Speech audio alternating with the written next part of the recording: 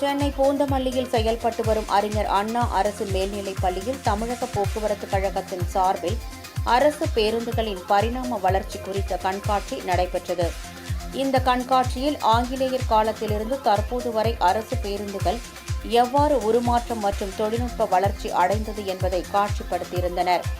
இந்த கண்காட்சியை ஏராளமான மாணவர்கள் ஆர்வத்துடன் பார்வையிட்டு பேருந்துகளின் தொழில்நுட்ப வளர்ச்சியை தெரிந்து கொண்டனர்.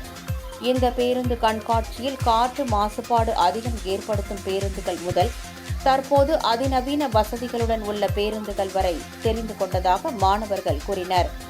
நடமாடும் வாகனத்தில் ஏற்பாடு செய்யப்பட்டுள்ள இந்த கண்காட்சி பொதுமக்கள் அதிகம் கூடும் பகுதிகளில் காட்சிப்படுத்த இருப்பதாக போக்குவரத்து துறையினர் தெரிவித்தனர்.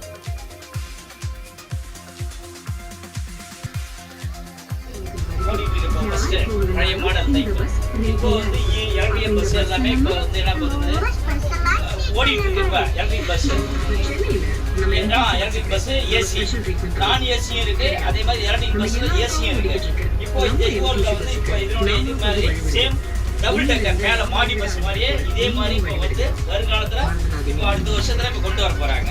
2026 இதே மாதிரி மாடி பஸ் மாதிரி இப்போ இதுல வந்து எலக்ட்ரிக் பஸ்ஸே அதே சேம் இது.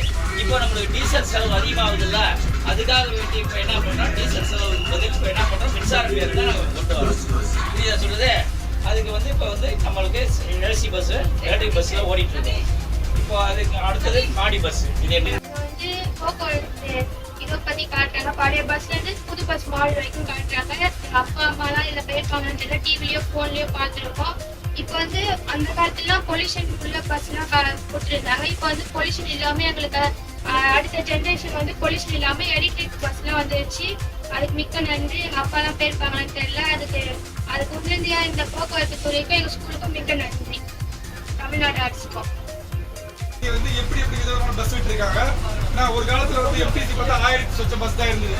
இப்போ 3000 வண்டிக்கு மேற்பட்டு இருக்குது. காரணம் என்ன? சென்னை ஃபுல்லா எம்டிசி, சென்னை விரிவடை எம்டிசி விரிவடையுது. ஆனால் பஸ்னால வந்து இன்னைக்கு பொதுமக்கள் நிறைய பேர் பயன்படுத்தி அவங்க வாழ்வாதாரம் முன்னேறி இருக்கு. ஓகேங்களா? நீங்க பஸ்ஸை பயன்படுத்தும் போது என்ன பண்ண பார்த்தீங்கன்னா அரசாங்கம் நல்ல சலுகை தந்து பஸ்ல என்ன பண்ணோம், உள்ள போயிடும். ஓகேங்களா? ஒரு பஸ்ஸை பார்த்துருக்கோம், ஒவ்வொரு மாடல் பஸ். இப்போ இந்த பஸ்ல நீ போயிருக்கியா? இந்த பஸ்லயும் போயிருப்பாங்க. அடுத்தது பார்த்தா வந்து எலக்ட்ரிக் பஸ்லயே பாத்தீங்கன்னா டபுள் டக்கர் பஸ் வரப்போகுது.